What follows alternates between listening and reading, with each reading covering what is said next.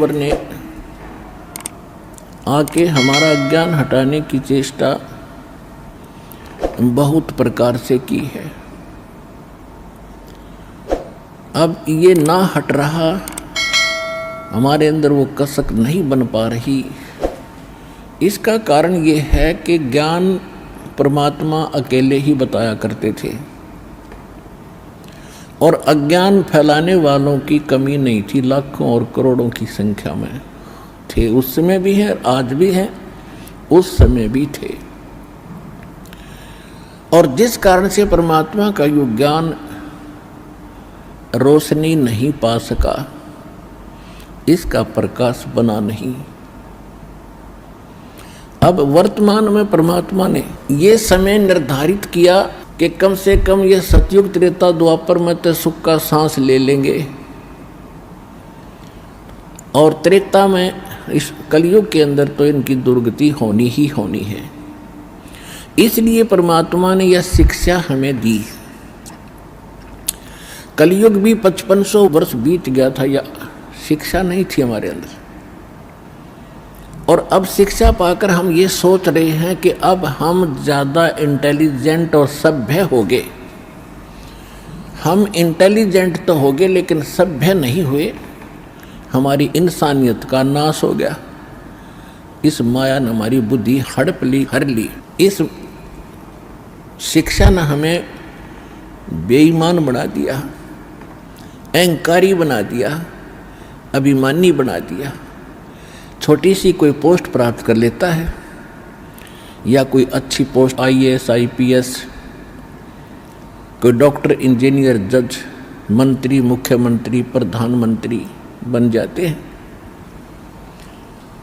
ये अपने आप में इतने अहंकारी हो जाते हैं, ये अपने अस्तित्व को भूल जाते हैं। और आम व्यक्ति भी जिसने थोड़ी सी भी कोई शिक्षा प्राप्त है, वो विशेष ही तरीके से रहता है। और हमारे पूर्वज दास ने वो पिछला जमाना भी देखा है और वर्तमान में जो लगी हुई आग भी देखी है। हमारे माता पिता, दादा, परदादा, गांव के लोग, उनके पूर्वज वो कैसे रहा करते थे? इतना सिंपल, एक साधु की तरह रहा करते थे।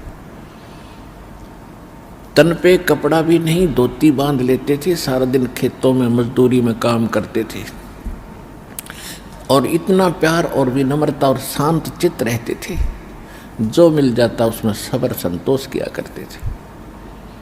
और अब ऐसी आग लगी है, चाहे जिसके पास आज करोड़ रुपए हैं तो नौकर अरब नहीं हुए तो कोई जीना नहीं। एक कोठी है तो सब्र नहीं नौकर 5-4 प्लाट और हों, 1-2 कोठी और बनाऊं और फिर भाई की टिकट कट जा, मर जा, फिर कुत्ता बन के उस कोठी के बाहर गली में बैठा, उसकी छाया में भी ना बैठने देंगे वो पुत्र, आते जाते डंडा ठोकेंगे सिर में। तो परमात्मा कहते हैं कि इस काल ने आपकी अक्ल मार रखी है, आपकी बुद्धि हट रखी है। अब परमात्मा जो ज्ञान आपको बता रहे हैं, आप बुद्धिमान हैं, एजुकेटेड हैं। अब इस एजुकेशन का सदुपयोग करेंगे हम। परमात्मा ने ये ऐसे इंस्ट्रूमेंट बनवाए हैं, ये मनुष्य नहीं बना सकता, जीव नहीं बना सकता, चाहे कितनी बात बनाओ। इस युग का नाम कलयुग रखा।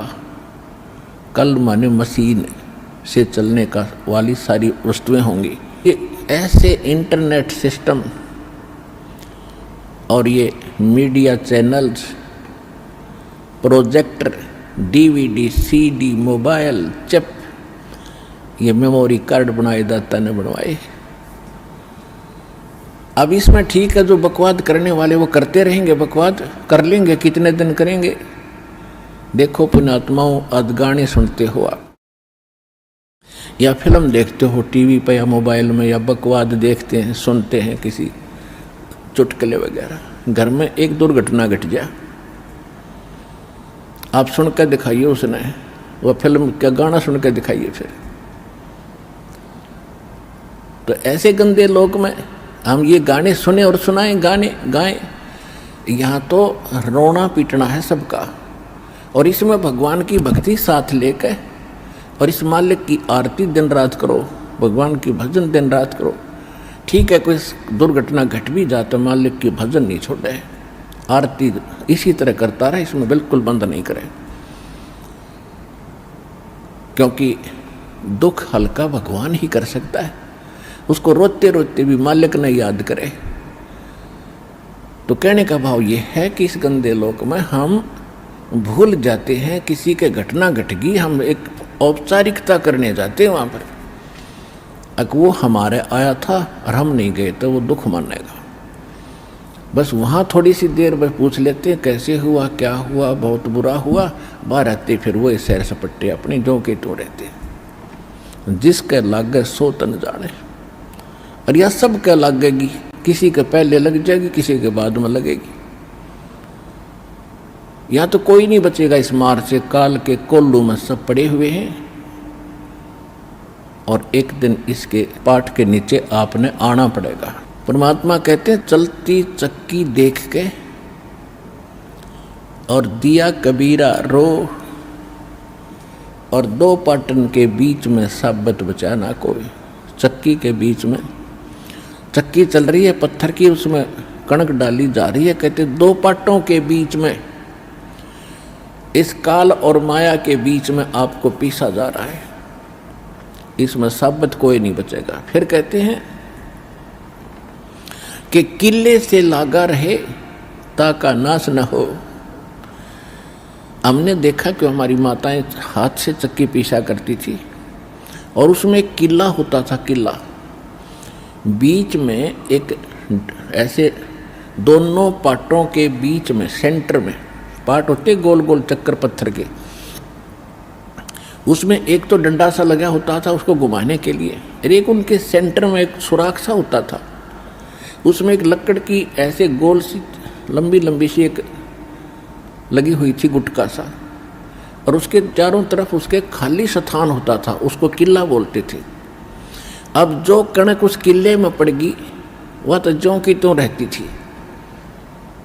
उस पर उन दोनों पाटों का असर नहीं होता था, और जो उन दो पाटों के बीच में आ गई वह सारी पीस दी जाती थी। तो यहाँ परमात्मा कहते हैं किले से लागा रहे ताका नाश ना हो। तो हम परमेश्वर कबीर जी के साथ लगेंगे, ये किला है इस काल के चक्की के बीच में, और जो परमात्मा के संपर्क में इसके निकट आ गया, फिर काल के इस पत्थर यानी दोनों पाटों से बच गया। तो जो परमेश्वर कबीर जी की शरण में आप आ गए, तो आप उस काल के कोल्लू से, उस चक्कर से यानी पिसने से बच जाओगे। तो प्रसंग चला था कि हम परमात्मा कहते हैं झूठे सुख को सुख कह ये मान रहा मनबोध, ये सकल चबी ना काल का कुछ मुख में कुछ क्रोध।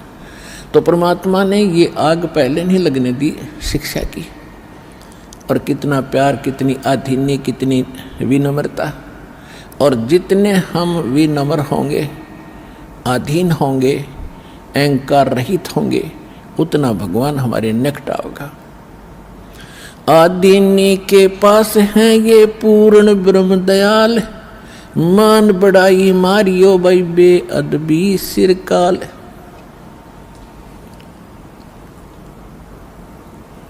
अब जितने हम विनम्र रहेंगे परमात्मा उतना ही साथ देगा, हम अहंकार प्रयोग करेंगे भगवान कोसों दूर चला जाएगा।